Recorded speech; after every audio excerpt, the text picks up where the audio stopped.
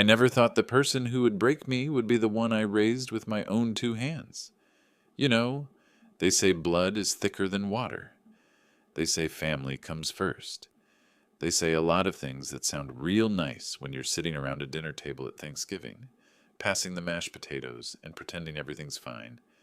But nobody tells you what happens when the blood turns cold, when family becomes the knife instead of the shield. My name's Robert.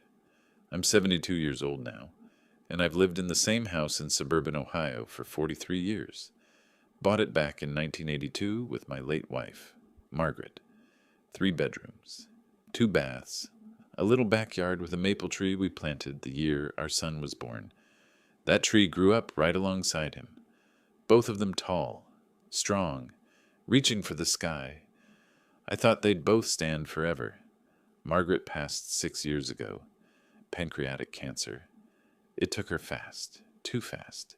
One day we're planning a trip to visit the Grand Canyon. The next day I'm picking out a casket.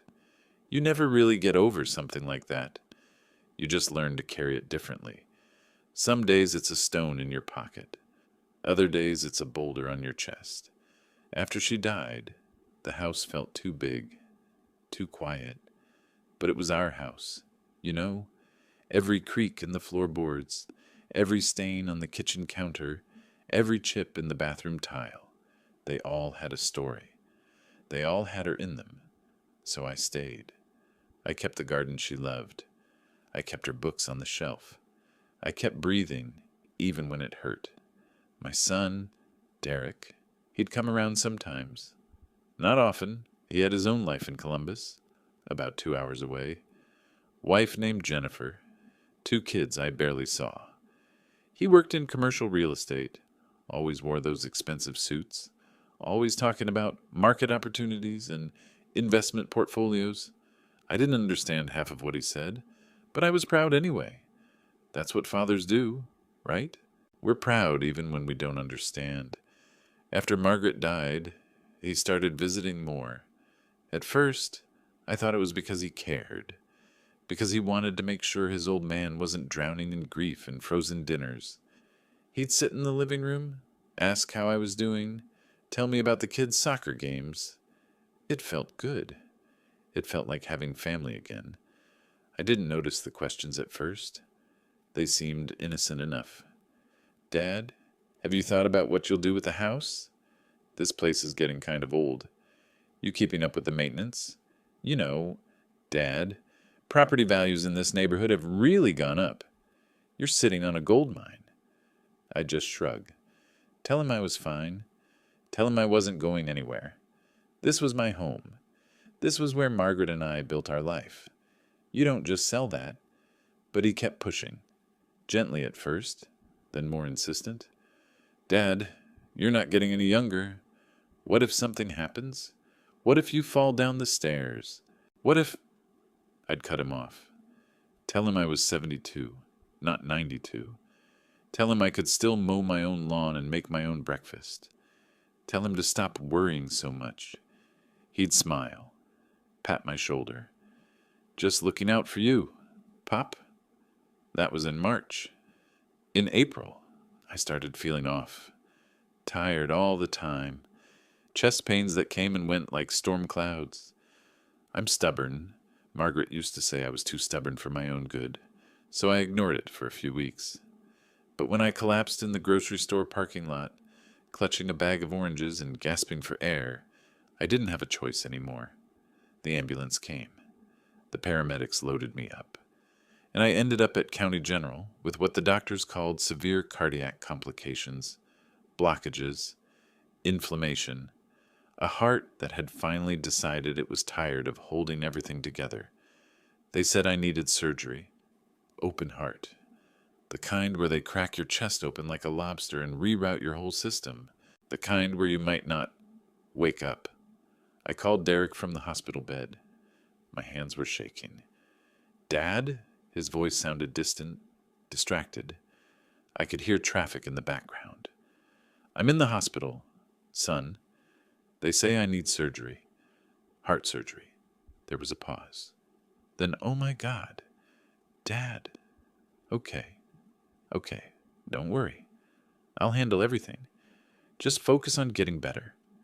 I'll be all right, I said, trying to sound stronger than I felt. Doctors say it's routine. Nothing about heart surgery is routine, Dad. His voice had that edge to it, that businessman edge. Look, I'm going to come up this weekend. We need to talk about some things. About the house. About your affairs. Derek, I'm not dying. I know. But just in case, we should be prepared. I should have heard it then. That tone, that urgency. But I was scared and alone and my chest hurt, and all I wanted was for my son to tell me everything was going to be okay. All right, I whispered. Come this weekend. He came that Saturday. Walked into my hospital room with a folder under his arm and that same expensive suit. Jennifer wasn't with him. The kids weren't with him. Just him and that folder. How you feeling, Pop? Like I've been hit by a truck, but I'm still here. He smiled, but it didn't reach his eyes. He sat down in the chair beside my bed, opened the folder. Dad, I've been thinking about everything, about what happens if I'm not dying, Derek. But if you did, he leaned forward. Dad, you don't have a will. You don't have power of attorney set up. If something happens during surgery, everything gets tied up in probate. The house, your accounts, everything. It could take years. My head was foggy from the medication. The room felt too bright, too loud. What are you saying? I'm saying we need to protect your assets. I'm saying you should sign some papers. Just temporary. Just until you're back on your feet. He pulled out documents, official-looking things with legal letterhead and highlighted sections. This is a limited power of attorney. It lets me handle your finances while you're recovering. Pay your bills, manage the house, that kind of thing. And this, he pulled out another form, this is just updating the deed to include me as a co-owner. Joint tenancy. That way, if anything happens, the house doesn't get stuck in probate. I stared at the papers. The words blurred together. I don't know. Derek. Dad. He put his hand on mine. It felt cold. I'm your son. I'm trying to help you. Do you trust me? And God help me. I did. I signed. The surgery was scheduled for the following Tuesday. They wheeled me in at 6 a.m. The last thing I remember before the anesthesia hit was a nurse telling me to count backward from 10. I made it to 7. When I woke up, it was Thursday. 2 days gone, just like that. My chest was on fire. Tubes everywhere. Machines beeping. A nurse's face hovering above me like a moon. Mr. Patterson, can you hear me? You're okay. The surgery went well. Just rest. I rested. For 3 weeks, I rested in that hospital bed, then another 2 weeks in a rehabilitation center, learning to walk again, learning to breathe without pain, learning to be an old man who'd been broken and put back together with wire and staples. Derek called a few times. Quick calls. Just checking in. Dad, glad you're doing okay. Focus on recovery. He didn't visit. When they finally released me in late May, I called Derek to pick me up. It went straight to voicemail. I called again. Voicemail. I tried Jennifer's number. Voicemail. Eventually, I took a cab home. Cost me $85. I didn't care. I just wanted to sleep in my own bed, sit in my own chair, be in the place where Margaret's presence still lingered in the walls. The cab pulled up to my street, to my house, to my home, except there was a car in the driveway I didn't recognize. A silver Honda Civic with one of those stick-figure family decals on the back window. And there was a different mailbox. A new one, with a different name on it. I stood on the sidewalk, suitcase in hand, staring. The front door opened. A young woman stepped out. Mid-30s, yoga pants, confused expression. Can I help you? My mouth felt dry. I I live here, she frowned. I think you have the wrong house, Suzzer. No. My voice came out louder than I meant it to. No, this is my house. I've lived here for 43 years. Her expression shifted from confused to uncomfortable. Sir, my husband and I bought this house 6 weeks ago from a man named Derek Patterson. He said it was his father's house, that his father had passed away, and the world tilted. The suitcase fell from my hand. I didn't pass out. I wish I had.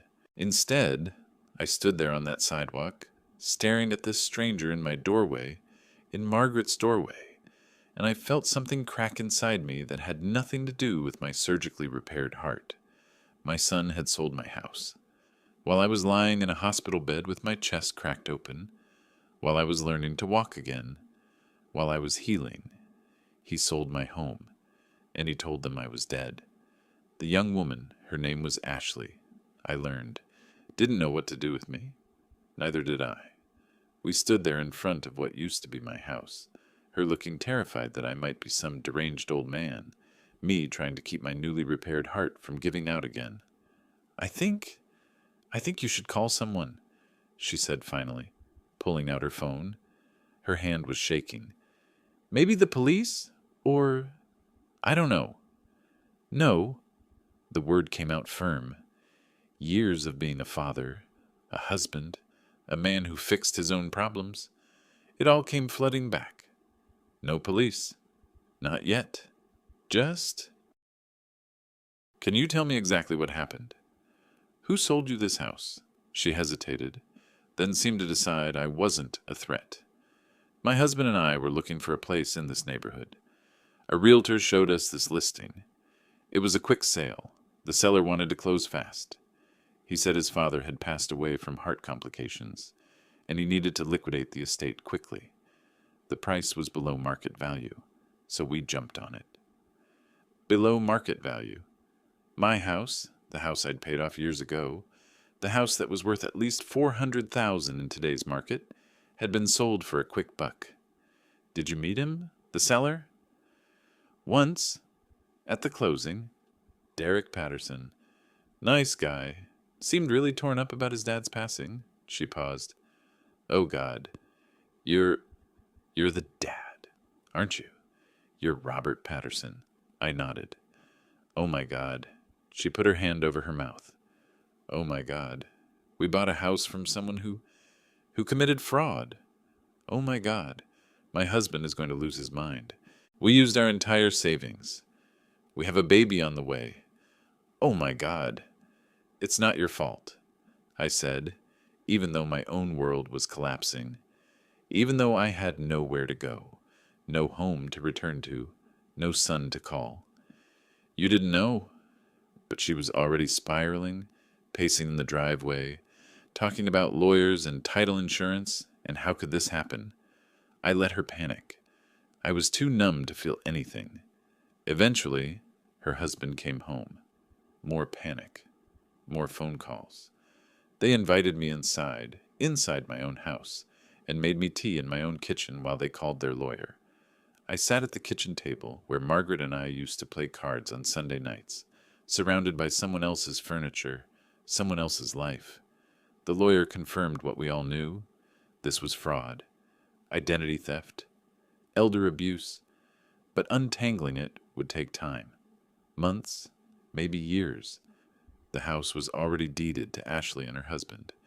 They'd paid money for it. They were victims, too. I spent that night in a Motel 6 off the highway.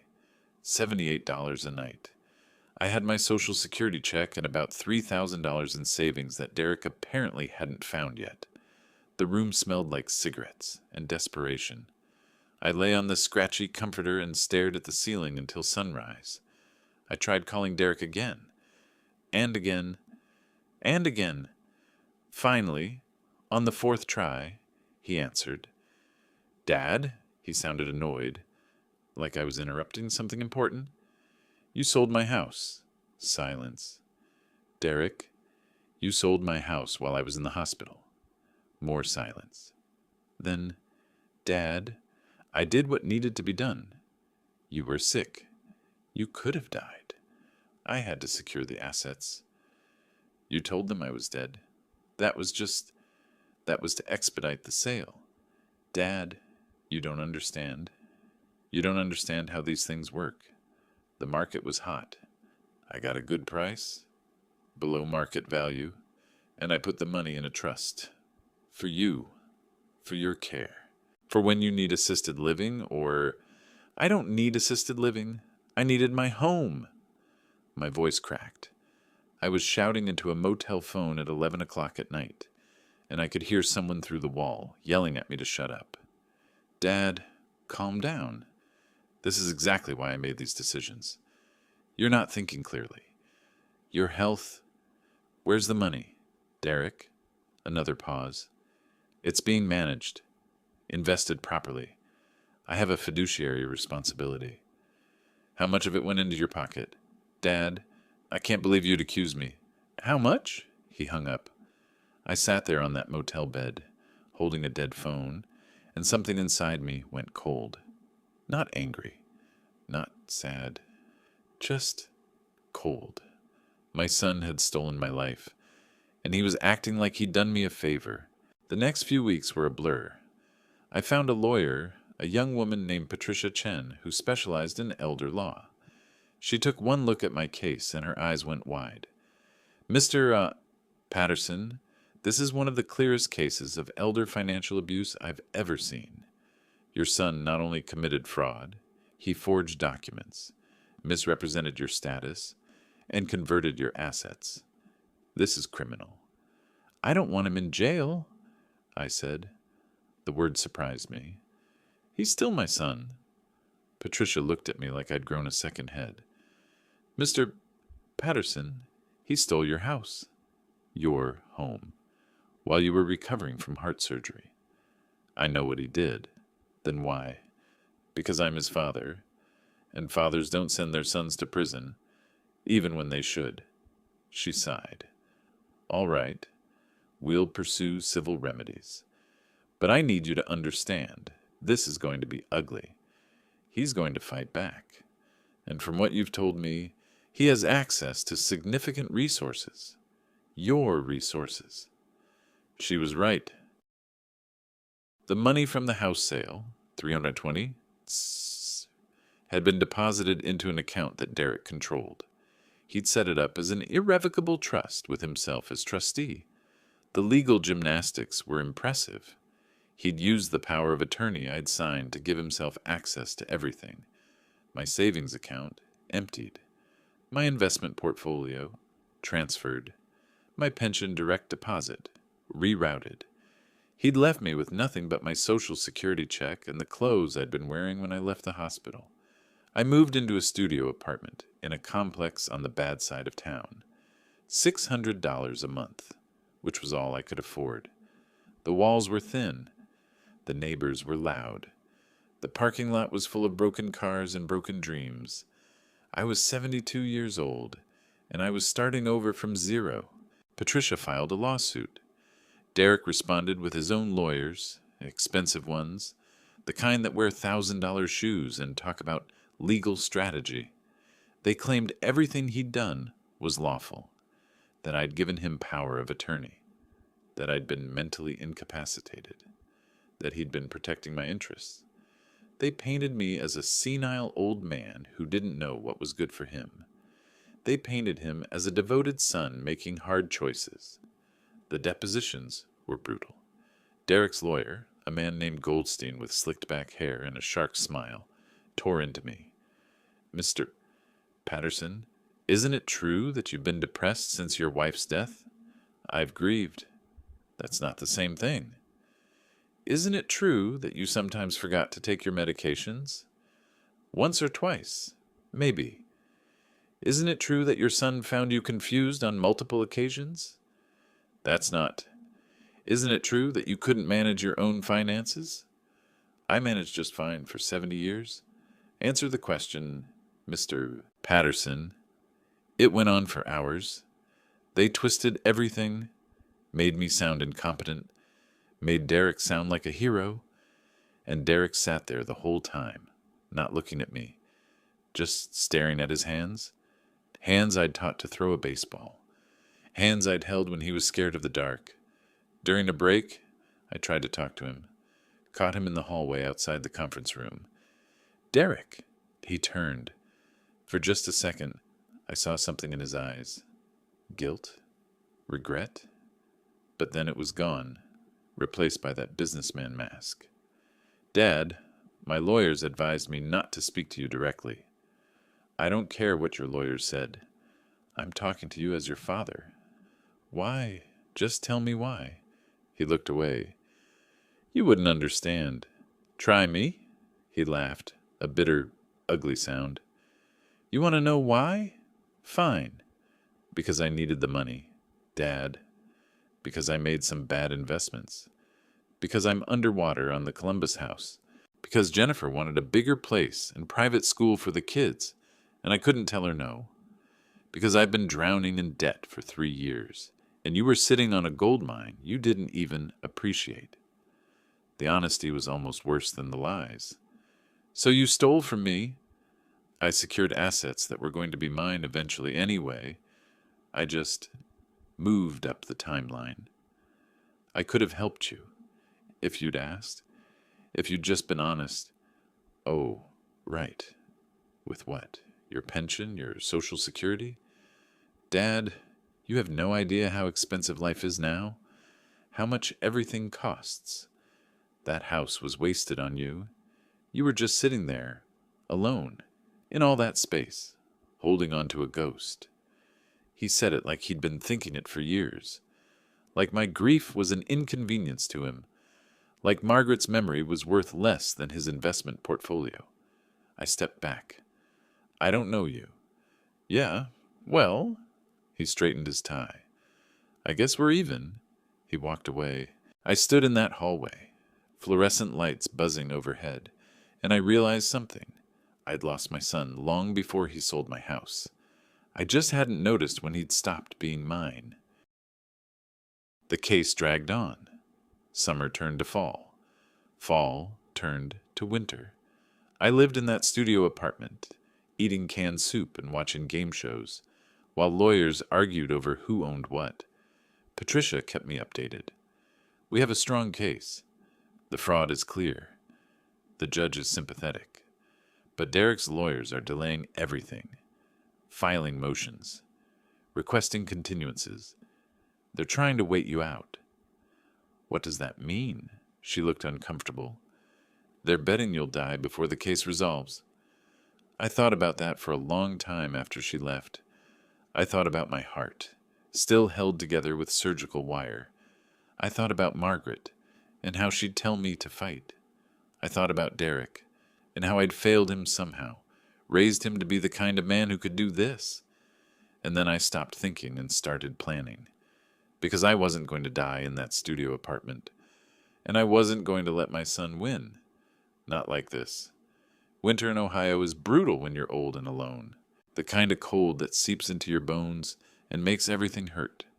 I'd bundle up in sweaters Margaret had knitted years ago, sit by the space heater in my studio apartment, and listen to the pipes groan. But the cold outside wasn't as bad as the cold inside. I'd catch myself some days, staring at nothing, wondering how I got here, wondering if Derek was right, if I was just a stubborn old man clinging to things that didn't matter anymore. The house was just walls and a roof, right? Margaret was gone. The memories were in my head, not in the building. But then I'd remember the maple tree, the one we planted the year Derek was born. And I'd think, no, it wasn't just walls. It was a life. It was proof that we existed, that we mattered, that we built something together. And my son had sold it like it was nothing. It was Patricia who changed everything. She came to my apartment in January, knocked on the door at 8 a.m. on a Tuesday, carrying 2 coffees and a manila folder. "Mr. Patterson, we need to talk." I let her in. She looked around at my cramped space, the bed that folded out of the wall, the hot plate that served as my kitchen, the single window that looked out onto a dumpster, and I saw something cross her face. Not pity. Something sharper. Anger. This is unacceptable, she said quietly. It's what I can afford. No. She set down the coffees, opened the folder. No, Mr. Patterson, this is what your son has forced you into, while he lives in a 4-bedroom house in Columbus and drives a BMW. I know. Do you? She pulled out photos. Because I hired a private investigator. And you need to see what your son has been doing with your money. The photos spread across my tiny table like a deck of cards. Derek at a country club. Derek in a new car, not just the BMW, a second one, a Mercedes. Derek and Jennifer at some charity gala, her wearing a dress that probably cost more than 3 months of my rent. The trust he set up, Patricia's voice was tight. It's not being managed responsibly. He's been drawing from it. 30,000 here, 50,000 there. He bought a boat last month, Mr. Patterson. A boat. With your money. I stared at the photo of Derek on a gleaming white yacht, smiling, drink in hand. He's gambling, I said quietly. Patricia looked up. What? That's what this is. He didn't just need money for debt. He needed it for more bets. He's chasing losses. I'd seen it before, guys at the factory, guys who'd get that desperate look in their eyes, who'd borrow from loan sharks and family and anyone who'd lend. He's got a problem. Then he should get help, not steal from his father. I picked up one of the photos, studied my son's face. He looked happy, confident, like he'd gotten away with something. What are our options? I asked. Patricia sat down. Honestly, the civil case is moving too slowly. Derek's lawyers are good. They'll drag this out for years. By the time we get a judgment, there might not be anything left to recover. So I've lost. Not necessarily. She pulled out another document. There's a criminal angle. What Derek did, the fraud, the forgery, the elder abuse, those are crimes. If we can get the prosecutor's office interested, they can freeze his assets immediately. Put real pressure on him. I told you. I don't want him in jail. Mr. Patterson, he's my son. Patricia's jaw tightened. He doesn't act like it. We sat in silence for a moment. Outside, someone's car alarm went off. The sound echoed off the buildings like a scream. Finally, I said, "What if there's another way?" "What do you mean?" I wasn't sure yet. But something was forming in my mind. Something cold and calculating. Something that felt like justice instead of revenge. "Give me a week," I said. "Just 1 week before we do anything else?" Patricia looked skeptical, but she nodded. 1 week. But Mr. Patterson, don't do anything rash. I smiled. It felt strange on my face. I hadn't smiled in months. "Don't worry," I said. "I'm too old for rash." That night, I made a list. Things I knew about Derek. He was drowning in debt. He had a gambling problem. He'd stolen approximately $320 from me. He'd committed multiple felonies to do it. He thought he'd gotten away with it. Things I knew about the law. The house sale was fraudulent. The power of attorney was misused. The trust was being mismanaged. Every transaction was documented. Courts moved slowly, but banks moved fast. Things I knew about myself. I was 72 years old. I had a rebuilt heart. I had nothing left to lose. I was smarter than my son thought I was. I was tired of being a victim. The next morning, I went to the library. Used their computers to do research. Hours and hours of research. Reading legal forms. Understanding property law. Learning about fraud recovery and asset tracing. I learned that Derek had made mistakes. Lots of them. The power of attorney he'd used, it expired when I woke up from surgery. Every action he took after that was unauthorized. The trust he'd created, because he'd funded it with stolen money, it was invalid. A fraudulent conveyance. The house sale, still fraudulent, but the buyers were innocent third parties. They'd paid money in good faith. But that meant Derek owed them compensation. Full market value, not the below market price he'd sold for. My son had trapped himself. He just didn't know it yet. I called Patricia. I need you to do something for me. Something specific. What? File a motion to freeze all the trust assets. Immediately.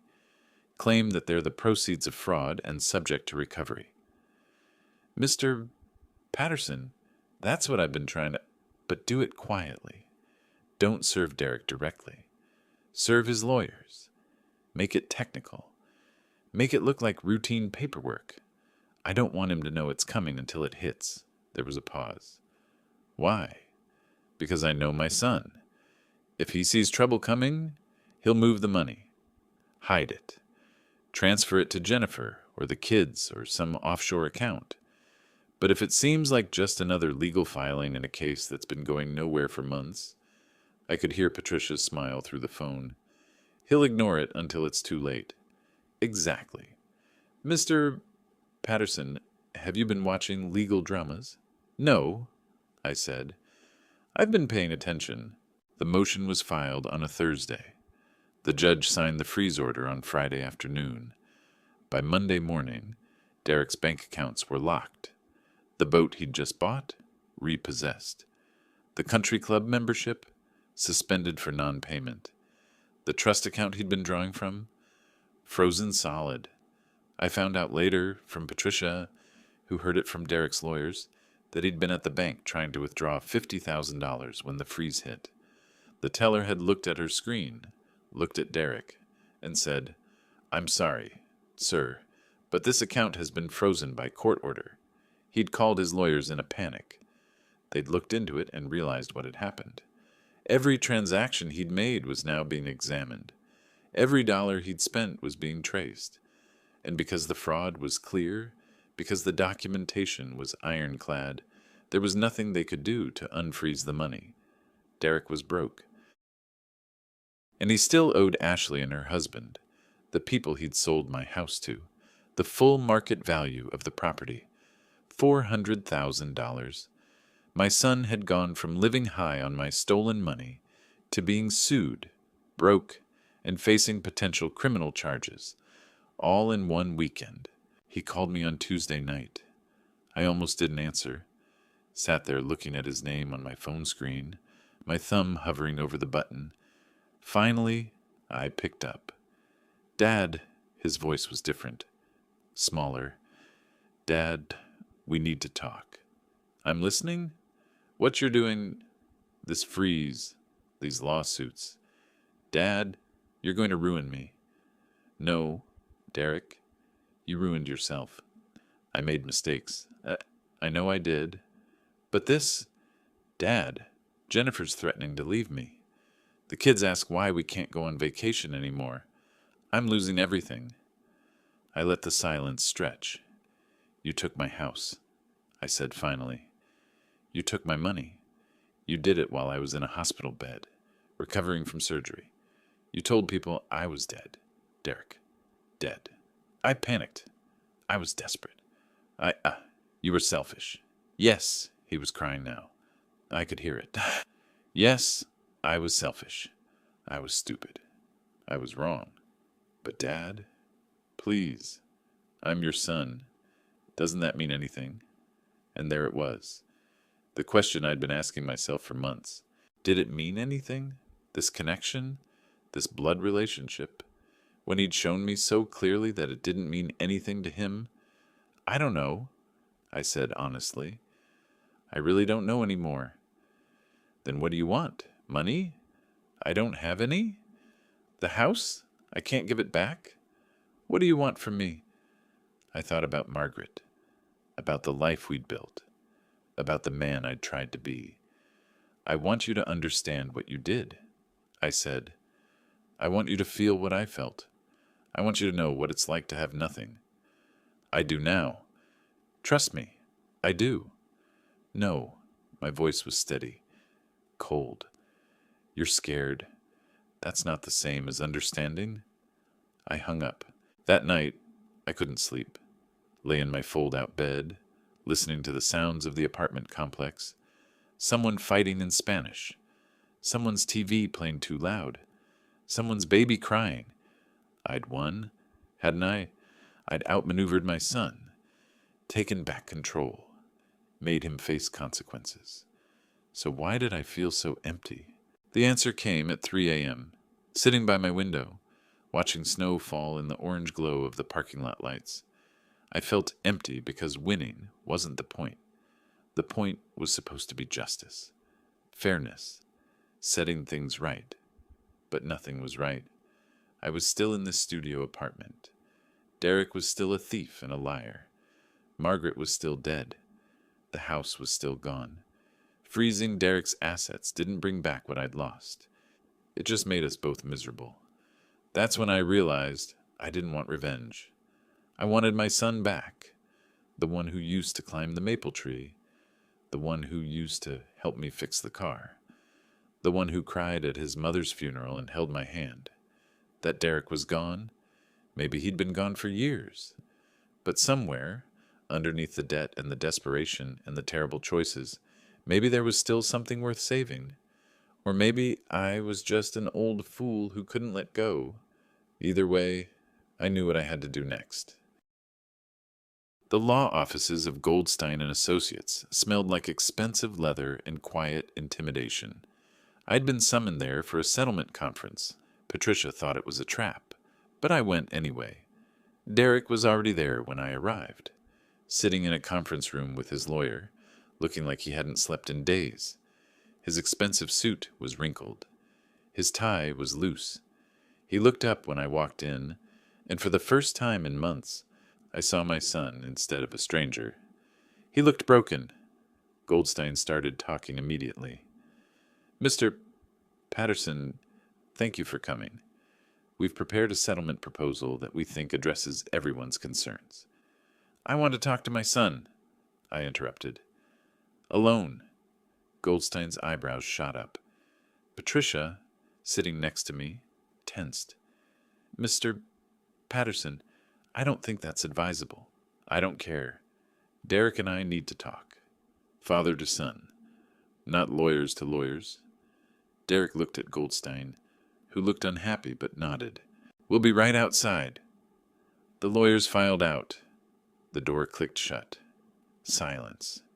Derek and I sat across from each other at that big mahogany table, and I could see the little boy who used to sit across from me at breakfast, maple syrup on his chin, asking if he could have chocolate chip pancakes. You look terrible, I said finally. He laughed, a sound like breaking glass.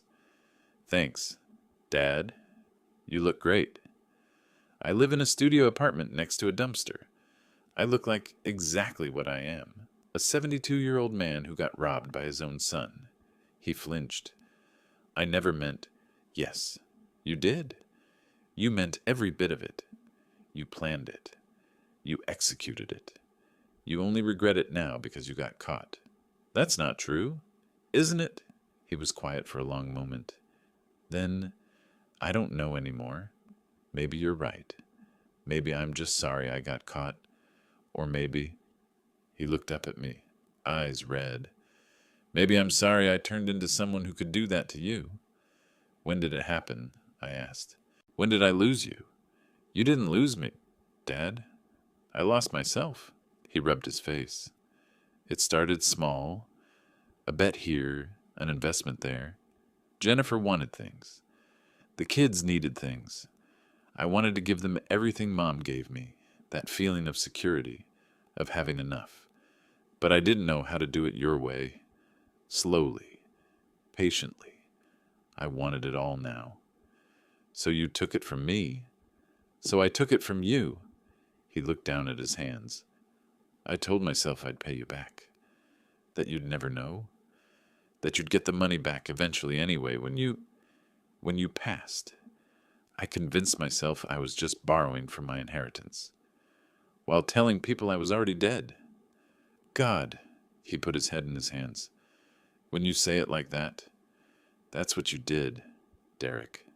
You don't get to soften it. We sat there. The clock on the wall ticked.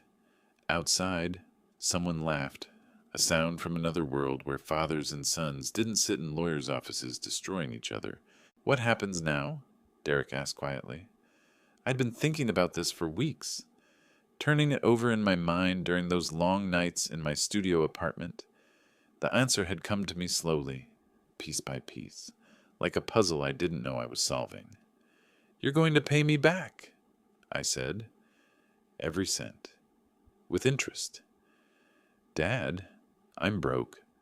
The freeze, I know, which is why this is going to take a long time. I pulled out a folder I'd brought. Inside were documents Patricia had helped me prepare. Here's what's going to happen. The court freeze stays in place, but I'm going to petition to have some of the money released, enough to pay Ashley and her husband the fair market value of the house. $400,000. I don't have $400,000. You will, because you're going to sell everything. The BMW, the Mercedes. The boat's already gone. But anything else you bought with my money, it goes. You'll downsize. Move into something you can actually afford. Get a second job if you have to. His face went pale. Jennifer married a man who stole from his dying father. If she leaves you over this, you probably deserve it. But maybe she'll surprise you. Maybe she'll stick around and help you become someone worth staying with. I slid the papers across the table. Once you've paid the house buyers back, you start paying me. Monthly installments. Based on what you can actually afford. I'm not trying to make you homeless. But every month, you pay. And you keep paying until every dollar is returned. That could take decades. Yes, it could. You're 47 years old. If you're lucky, you might pay me back by the time you're my age, and you'll spend every one of those years remembering what you did. This is punishment. No. I leaned forward. Punishment would be criminal charges. Punishment would be you in prison while Jennifer and the kids lose everything. This is accountability. There's a difference. He stared at the papers. And if I refuse, then Patricia files criminal charges tomorrow. The prosecutor already has the evidence. You'll be arrested for fraud, forgery, elder abuse, and identity theft. You'll probably get 5 to 10 years. And when you get out, you'll still owe the money, but you'll have a felony record and no career. Your choice. I could see him doing the math, weighing his options, looking for the angle, the loophole, the way out. But there wasn't one. I'd made sure of that. Finally, he picked up a pen. Where do I sign? One more thing, I said before he could put ink to paper. The house. My house. The one you sold. I can't get it back, Dad. Ashley and her husband own it legally. I know, but you're going to help me buy it back from them. He blinked. What? They don't want to be in the middle of this mess. Patricia's been talking to their lawyer. They're willing to sell at the price they paid for it, plus their moving costs and legal fees. About $340,000 total. That's more than the money in the trust, even if it gets unfrozen. Yes, which is why you're taking out a loan. In your name. You're going to be responsible for that debt. And once I own the house again, you're going to pay me rent. Rent? He looked stunned. For what? For living there. I don't live. You will. I smiled, and it wasn't a kind smile. Because you're going to lose your house in Columbus. You can't afford it anymore. So Jennifer and the kids can either move into an apartment, or they can move into my house, back into the house you stole, and pay me fair market rent every month, which I'll apply toward your debt. The color drained from his face. You want me to live in your house and pay you to live there. I want you to understand what you took. Every day. Every rent check. Every time you walk past that maple tree or cook dinner in that kitchen or sleep in one of those bedrooms, I want you to remember that it was mine, that it was your mother's, that it was your childhood home and you sold it like it was nothing. Jesus, Dad. His voice was barely a whisper. That's That's cruel. Is it? I think it's fair. You took my home. Now you give it back, piece by piece, month by month, payment by payment. And maybe, by the time you've paid off your debt, you'll have become someone who deserves to be forgiven. He sat there, pen in hand, staring at the papers. And if I can't do it, he asked, if it's too hard, if I can't make the payments, then you lose everything, and you'll know exactly how I felt. Derek signed. Not happily, not willingly, but he signed. His lawyer came back in, took one look at the agreement, and tried to talk him out of it. Derek, this is a terrible deal. You're binding yourself for decades. The interest alone, I stole from my father, Derek said flatly. This is what I owe. Goldstein looked like he'd bitten into something sour, but he filed the paperwork. Within a month, the dominoes started falling. The trust funds were unfrozen and transferred to Ashley and her husband. They signed the deed back over to me. I owned my house again. Derek sold the luxury cars, sold the country club membership, sold everything he'd bought with my money. It wasn't enough. He took out a loan, a big one, with Patricia helping to structure it so he couldn't wiggle out later, used it to cover the shortfall to Ashley and her husband, and the costs to buy the house back. Then he listed the Columbus house. Jennifer was furious. I heard about it through Patricia, who heard it through the lawyers. Apparently there was screaming, accusations, Jennifer calling me vindictive, calling Derek weak, calling the whole situation insane. But Jennifer was also practical. When the options were A, move into a cheap apartment while Derek worked 2 jobs to pay off debts, or B, move into a nice 3-bedroom house in a good school district and pay below market rent. She chose option B. They moved in on a Saturday in March. I drove by. I wasn't living there yet, still in my studio apartment, but I wanted to see it. Wanted to watch my son carry boxes up the walkway of the house he'd stolen from me, now as a tenant instead of a thief. He saw me across the street, stopped, set down the box he was carrying. We looked at each other. His kids, my grandchildren, though I barely knew them anymore, ran past him into the house, excited about their new rooms. Derek raised his hand. Not quite a wave, just an acknowledgement. I nodded back. Then I drove away. The first rent check arrived on April 1st. $2,000, plus another $500 toward the debt principal. Patricia deposited it into my account, called me to confirm it had cleared. "This is really happening," she said, and I could hear the amazement in her voice. "Mr. Patterson, I've been practicing law for 15 years. I've never seen anything like this." "Like what?" "Justice that actually feels like justice." I thought about that. "Ask me again in 10 years, I said. "When he's still paying. When the kids have graduated high school, living in their grandfather's house, paying their grandfather rent. When Derek's 57 years old and still working off his debt.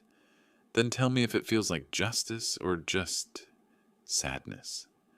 Patricia was quiet. "Do you ever think about forgiving him? Just letting it go?" "Every day. But you won't. Not yet." I looked out the window of my studio apartment, at the dumpster and the broken cars and the life I'd been living for months. He needs to earn it. And I need to know he's changed. Really changed. Not just scared or sorry he got caught. Changed. "How will you know?" "I don't know," I admitted. "Maybe I never will." On April 15th, I got a letter. Plain envelope. Derek's handwriting on the front. Inside was a single page, handwritten, "Dad, I know you probably don't want to hear from me except through lawyers and rent checks. I know I don't have the right to ask for anything from you, but I need to say this. I've been going to therapy. Not because the lawyers told me to, but because Jennifer made me. She said if I'm going to put our family through this, I need to figure out why I'm the way I am. The therapist asked me when I started thinking of you as an obstacle instead of a person. I couldn't answer. It happened so gradually I didn't notice. One day you were my dad. Then you were the guy with the house. Then you were just in the way of what I wanted. I don't know how to undo that. I don't know how to go back to seeing you the way I did when I was a kid, when you could fix anything and knew everything and were the person I most wanted to be like. But I'm trying. The kids ask about you. I don't know what to tell them. They know we're living in your house. They know I did something wrong, but they don't know the details. Maybe someday, when I've paid back enough, when I've proven I can be better, you'd want to meet them properly, not as the grandfather they barely know, but as someone who's actually part of their lives. I know I'm not entitled to that. I know I burned that bridge. But maybe if I rebuild it, brick by brick, payment by payment, year by year, maybe someday you'll walk across it. Derek, I read that letter 3 times. Then I folded it up and put it in my drawer. I didn't respond. Not yet. But I kept it. It's been 8 months now. 8 months since Derek signed the papers. 8 months since I got my house back. 8 months since my son became my tenant. I'm sitting in my house as I tell you this. My house. The one Margaret and I bought in 1982. I moved back in 2 months ago. After Derek and his family got settled in, they're actually living in a rental a few blocks away now. We restructured the deal. He still pays me rent, but for a different property I acquired with the settlement money. It was complicated, but Patricia made it work. The point stands, he pays. Every month. On time. The house is different now. Ashley and her husband had painted the walls, installed new fixtures, updated the kitchen. It looks both familiar and strange, like visiting a memory that's been redecorated. But the maple tree is still there. Taller now. Stronger. Its roots going deeper every year. I sit by the window sometimes and watch it. Think about the day we planted it. Margaret's hands in the dirt. Derek just a baby sleeping in his carrier on the porch. How we didn't know then what that tree would witness. What our family would become. Derek and I don't talk much. Occasional texts about maintenance issues or payment schedules. It's all very formal. Very careful. But last month, something changed. The maple tree got damaged in a storm. Big branch came down, nearly hit the garage. I went out to look at it, trying to figure out if I could handle the cleanup myself or if I needed to hire someone. Derek's truck pulled up. He got out, looked at the tree, looked at me. Need help? He asked. I almost said no. Almost told him I could handle it.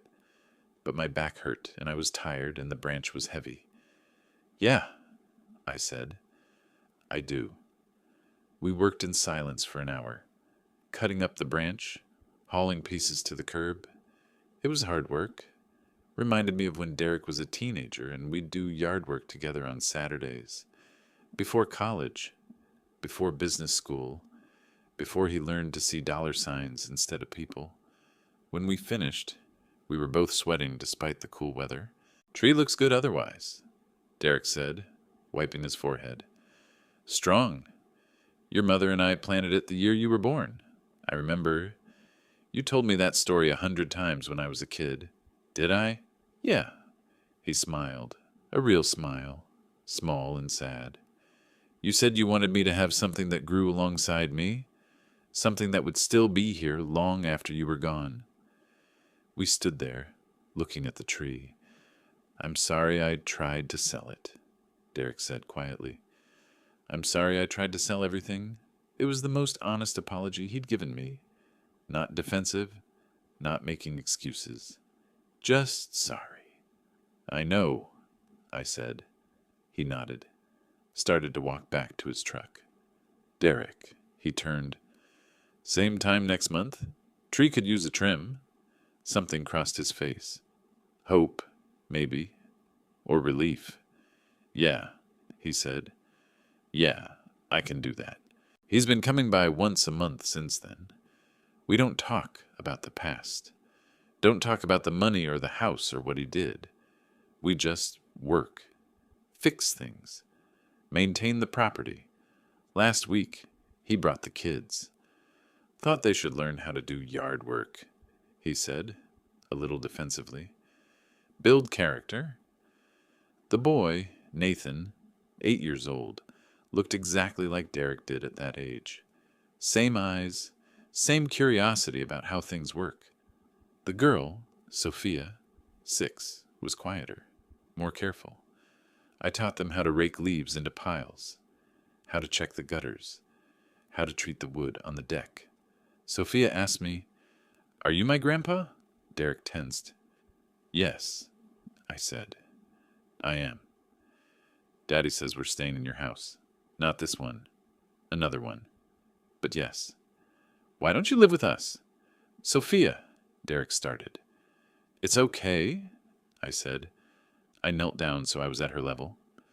My knees complained, but I ignored them. Sometimes families need space. Your daddy and I are working on something. It takes time. Are you working on being friends again? Out of the mouths of babes, as Margaret would say. Something like that, I said. She nodded, satisfied, and went back to raking. Nathan asked me about the maple tree. I told him the story, the same one I'd told Derek 100 times. How his grandmother and I planted it. How it grew. How it survived storms and seasons and time. "Can we plant a tree?" Nathan asked his father. Derek looked at me. I saw the question in his eyes. "There's room in the backyard," I said. "If you want to." We planted a dogwood tree 2 weeks ago. All of us together. Me and Derek and Jennifer and the kids. It was awkward. Jennifer still doesn't like me much. I'm the reason her life got harder, in her mind. But she was civil, polite. She helped Sophia dig the hole, showed Nathan how to pack the soil. When we finished, we stood back and looked at it. This small, fragile tree that might not make it, might die in the winter, might get diseased or damaged or simply fail to thrive, but might, with care and time and attention, become something strong. "It's small," Sophia said, disappointed. "It'll grow," I told her. "Give it time. The rent checks still come. Every month. Always on time now. Derek's working 2 jobs, his regular real estate work and weekend construction. Jennifer went back to teaching. They've downsized everything, learning to live within their means. It's hard for them. I know it is. But every time Derek deposits that check, every time he makes a payment on the loan, every time he shows up to help with the house, he's different. A little more tired, a little more humble, a little more like the son I remember. Patricia asks me sometimes if I've thought about forgiveness. I tell her I'm thinking about it. The truth is, I forgave him a while ago. Maybe the day we worked on the maple tree together. Maybe the day Sophia asked if I was her grandpa. Maybe the day I saw him teaching Nathan to rake leaves, using the same words I'd used to teach him. But forgiveness and trust aren't the same thing. Forgiveness is something I can give him.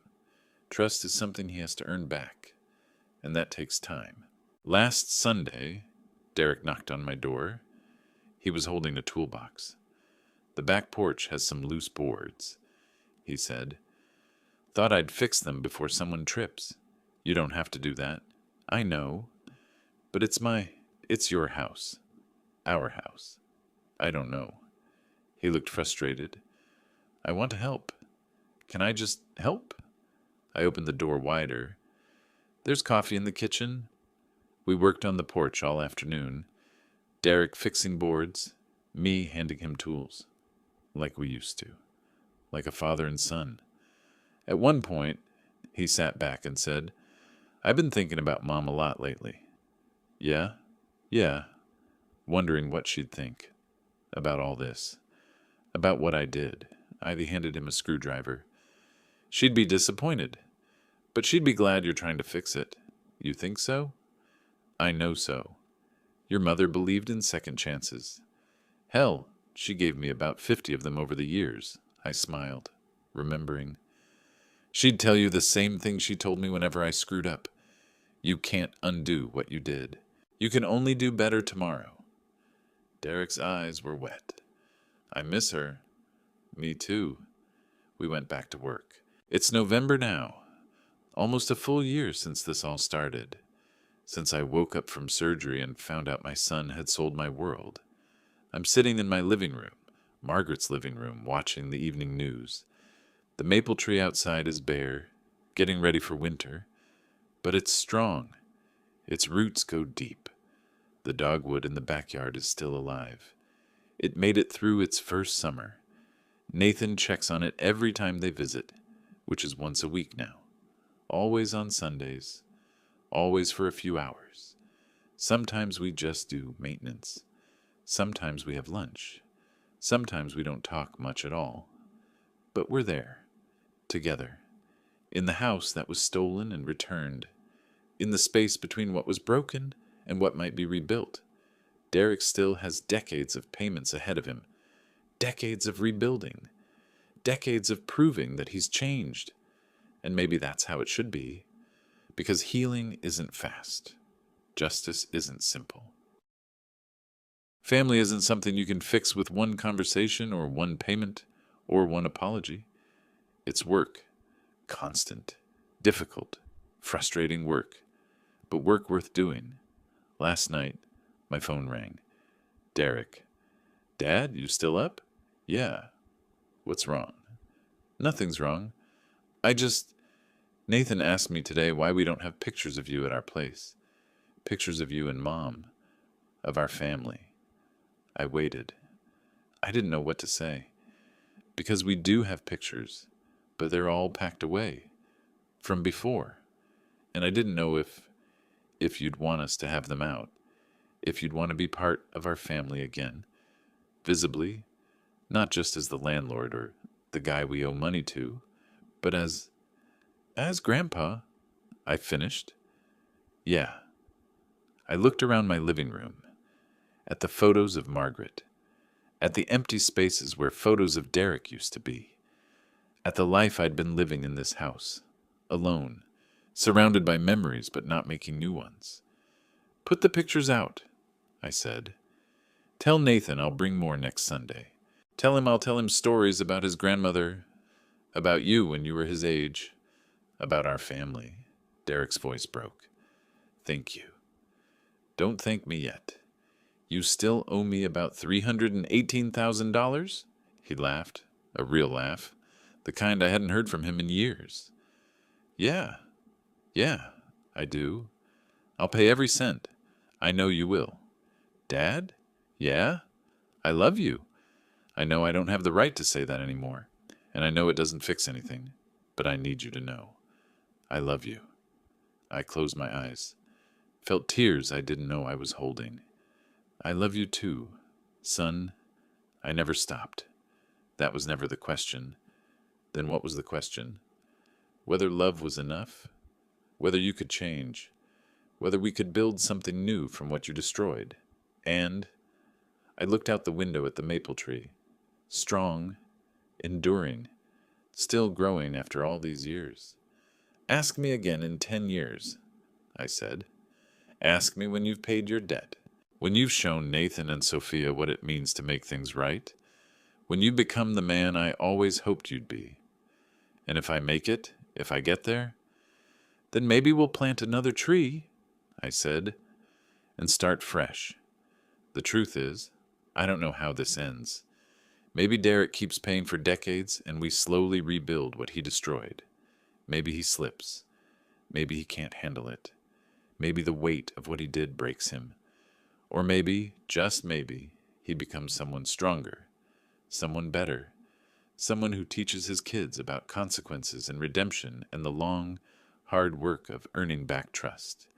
I don't know, but I'll be here, in this house, in the life Margaret and I built, watching that maple tree grow, watching that dogwood tree survive, watching my son try to become someone worth forgiving. And that, I think, is enough. Because justice isn't about revenge. It's not about punishment. It's not even about getting back what you lost. Justice is about accountability, about consequences, about looking at what was broken and saying, we're going to fix this. Slowly, carefully, for as long as it takes. My son sold my house while I was in the hospital. Now he's paying rent to me. But more than that, he's paying attention to what matters, to what he destroyed, to what we might, if we're lucky, build again. And sometimes, on Sunday afternoons, when we're working in the yard together and the kids are playing under the maple tree, I can almost see it. The family we used to be, the family we might become again, if we just keep doing the work, one payment at a time, one Sunday at a time, one small act of rebuilding at a time. It's not perfect. It's not even close to perfect. But it's ours. And that, after everything, is enough. Sometimes, silence is the loudest answer. Sometimes, the strongest revenge is letting justice take its course. Sometimes, the most powerful thing you can do is simply stand your ground and say, you will make this right. Not because I'm forcing you, but because it's the only way forward. And sometimes, just sometimes, the people who hurt us most are capable of change. We just have to be patient enough to let them try.